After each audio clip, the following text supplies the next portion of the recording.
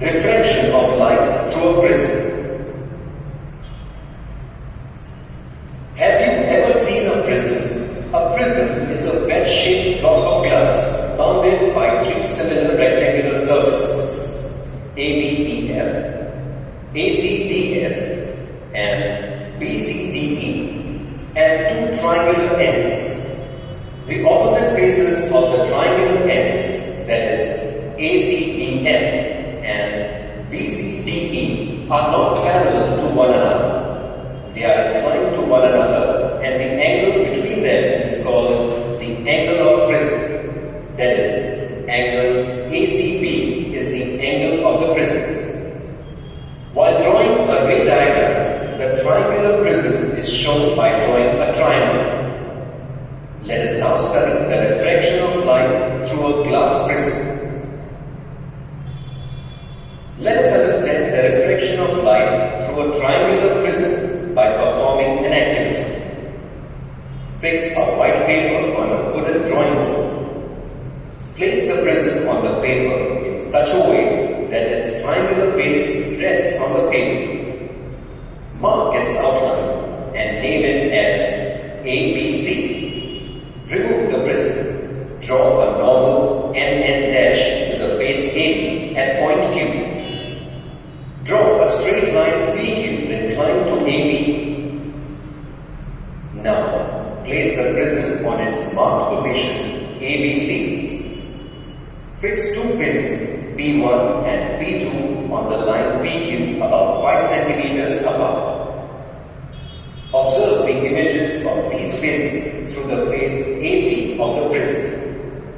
Fix two more pins P3 and P4 such that these pins appear to be in a straight line with the images of pins P1 and P2. Remove the prism. Remove the pins and mark their positions. Draw a straight line RS passing through the point P3 and P4 such that it meets the other face AC at the point R. Draw a normal MM dash to the face AC at point R. Produce PQ and SR backwards to meet each other at point T. Join Q and R by a straight line. Here PQ is the incident ray, QR is the reflected ray, and RS is the emergent ray. Note that the ray of light enters from air to glass at the first surface AB. So, the light on refraction bends towards the normal. At the second surface AC, the light ray travels from glass to air, hence it bends away from the normal. The angle made by the incident ray PQ with the normal NN dash is the angle of incidence, that is, angle PQN is equal to angle R.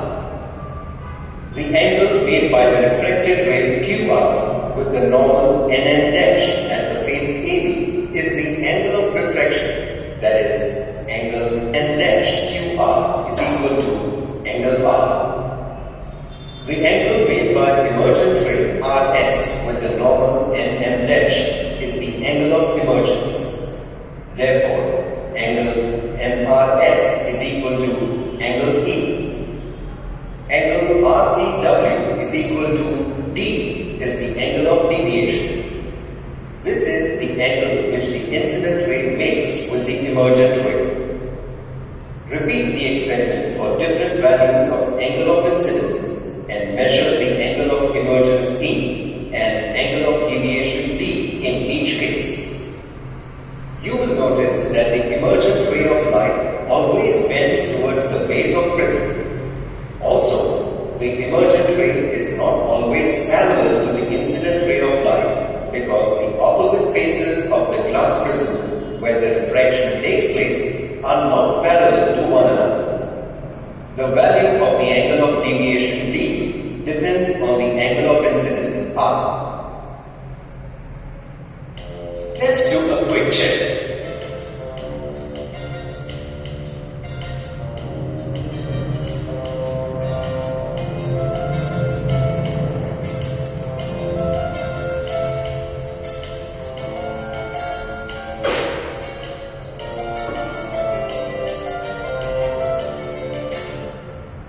dispersion of white light by a glass prism.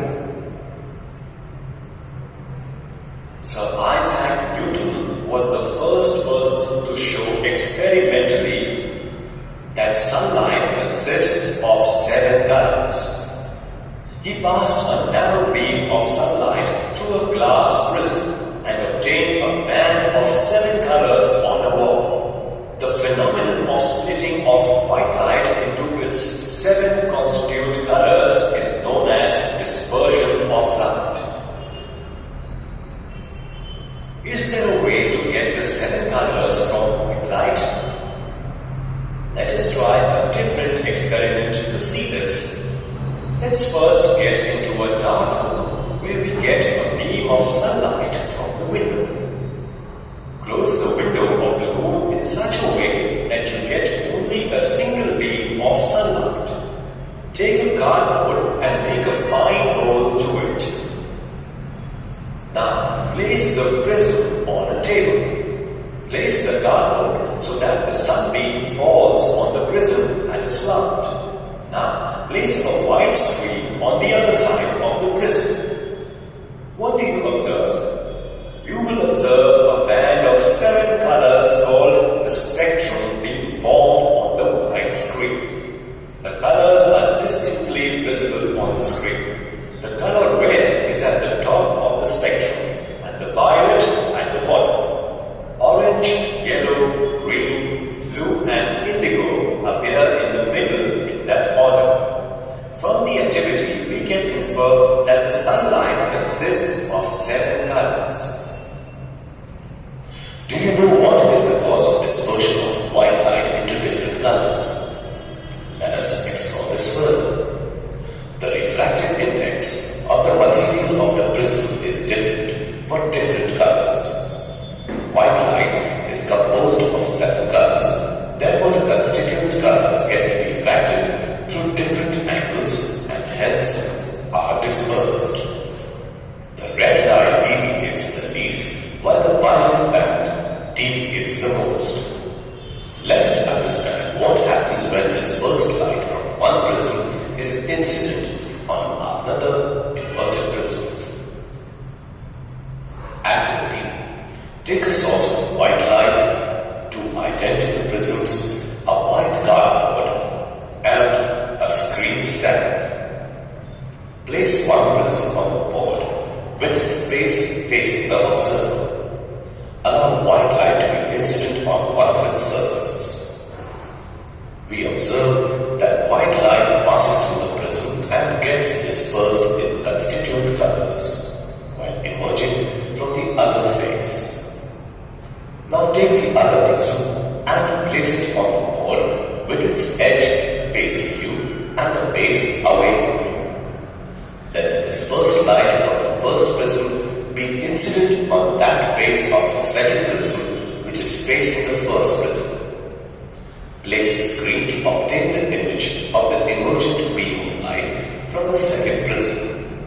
You will be surprised to see that the emergent light is nothing but a beam of white light again. Can you guess why? Well, this happens because the dispersion produced by the first prism is equal and opposite to that of the second prism. Hence, the separation of constituent colors by first prism is annulled by the second prism, and once again the beam of white light is obtained. This observation was a landmark in the study of the dispersion of light, as it gave Newton the idea that the sunlight is made up of 7 colors. Do you know that the formation of a rainbow is combined phenomena of refraction, dispersion and reflection? Let us proceed to understand this. Formation of a rainbow. On a rainy day, when the sun is also visible in the sky, you might have seen a beautiful rainbow in the sky opposite to the sun. The rainbow comprises of bands of 7 colors. Do you know how this wonderful optical phenomenon occurs? It is interesting to learn that the suspended water droplets in the clouds act as magnifiers small prisms and disperse the sunlight into different colors. The suspended water droplets acts as a small prism. The sunlight incident on the water droplets gets refracted and disperses into its 7 constituent colors. These rays get internally reflected and pass to observer after one more refraction at the drop surface. The constituent colors of light get dispersed in different directions and beautiful color bands are seen. The occurrence of a rainbow clearly indicates that the sunlight is made up of 7 colors. Where else have you seen the dispersion of light by water droplets? Well, if you glance through a waterfall with the sun behind you, a beautiful 7-colored arc can be seen. Similarly, in the evening, if you stand in front of a water fountain with your back facing the sun, you can observe a beautiful rainbow through the fountain.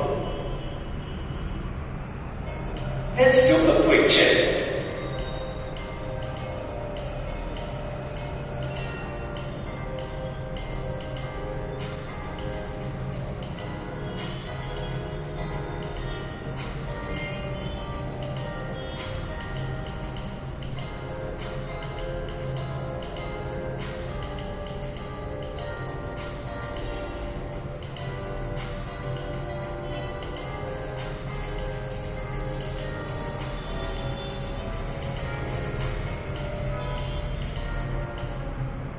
Atmospheric refraction. The refraction of light caused by the Earth's atmosphere is called atmospheric refraction. The formation of mirage, twinkling of stars, or the advanced sunrise and delayed sunset are some of the optical phenomena in nature. Let us learn about them in detail. Mirage. Have you seen the reflections of vehicles on hot sunny days giving rise to water-like appearance on the roads? Does the water really exist? No. Then how is such an optical illusion formed and what is it called? Well, this type of optical illusion is called as mirage.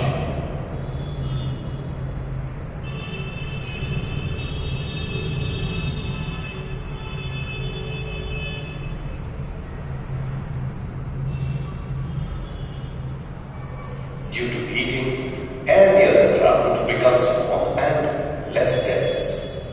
The upper layers of the air are comparatively cooler. The refractive index of air depends upon its density.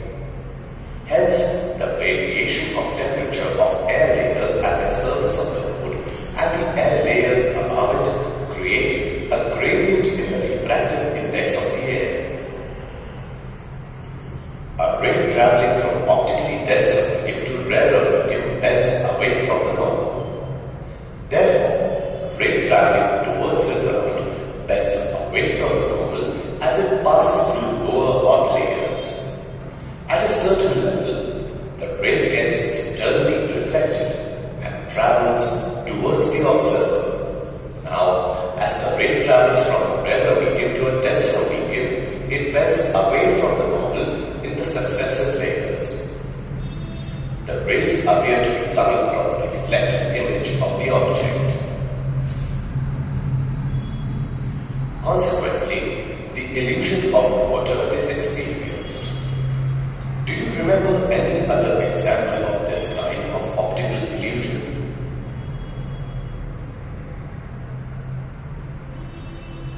At the time of Holi, you might have seen the flickering of objects through the turbulent hot air above the fire of Holi. As air above the fire is constantly moving due to convection currents, the object seen through it appears to warm. These are some other effects of refraction, which we observe in our day-to-day life. Let us proceed to understand the global effect of refraction, the twinkling of stars.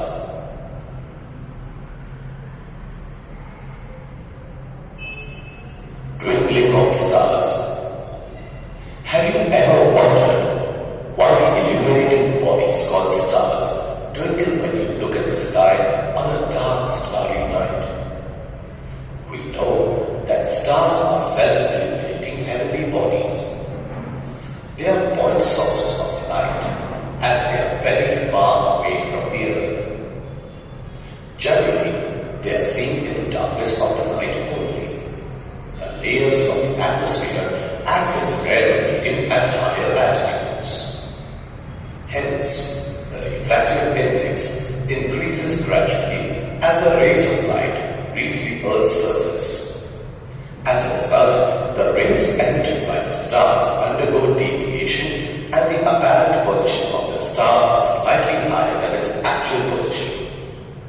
Since the atmosphere is not stationary and undergoes a constant change, the apparent position of the star is also not fixed and keeps on changing. When more light is refracted, we see a bright star, and when less light is refracted, the star appears dim.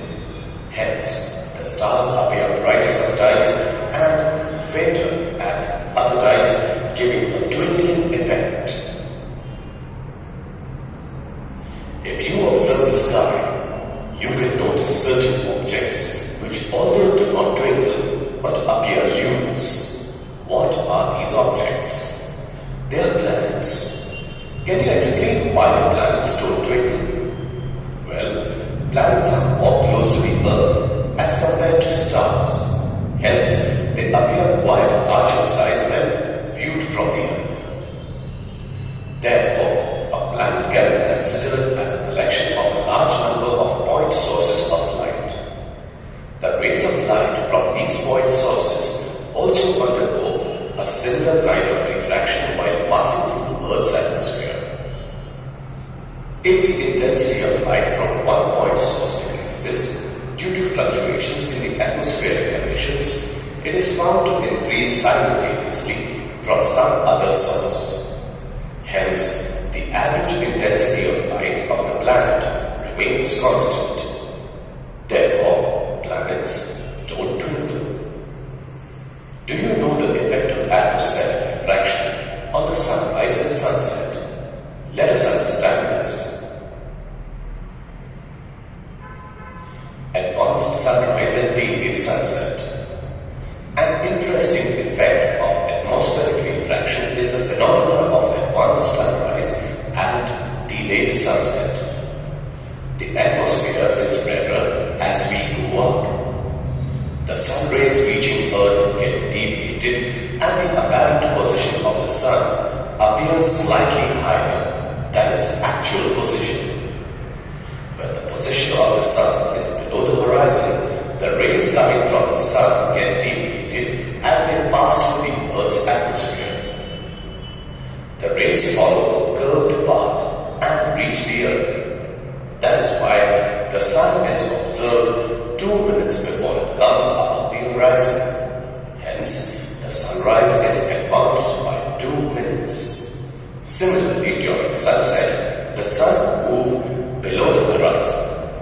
However, it is still seen by an observer of the Earth. Hence, the sunset is delayed by 2 minutes. Thus, the atmospheric